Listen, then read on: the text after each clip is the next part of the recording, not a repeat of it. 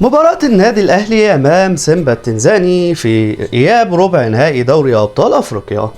المباراة اللي هتتلعب يوم الجمعة الساعة 10 مساء بتوقيت القاهرة على قنوات بين سبورتس الرياضية.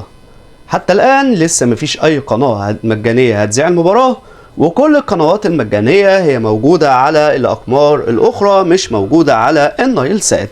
لكن احنا إن شاء الله هنزعلكم على قناتنا.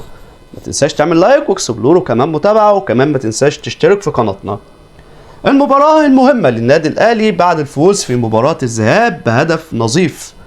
هدف كان مهم جدا للقلعة الحمراء بإمضاء أحمد نبيل كوكا، لكن النادي الأهلي عليه الحذر. هي مباراة صعبة، ولكن دائما الأهلي يثبت أنه ملك قارة أفريقيا. في غياب إمام عاشور ومحمد الشناوي، لا خوف على النادي الأهلي في ظل وجود مصطفى شوبير في الحراسة، وعلى اليمين هاني وعلى الشمال معلول، اتنين في قلب الدفاع عبد المنعم وربيعة، تلاتة في نص الملعب هيلعب بمروان وكمان كوكا المتألق في خلال الفترة اللي فاتت، وقدامه قفشة. على اليمين الشحات وعلى الشمال بيرسي تاو، وفي الهجوم اعتقد ان هو هيلعب بمحمود عبد المنعم كهربا. دي التشكيل المتوقع للنادي الاهلي يوم الجمعة ان شاء الله باذن الله.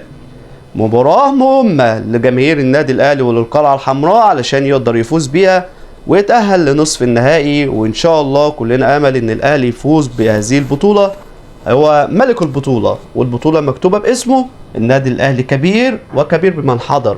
اكتب لنا في كومنت وقول لنا توقعك بنتيجة المباراة. دمتم بخير.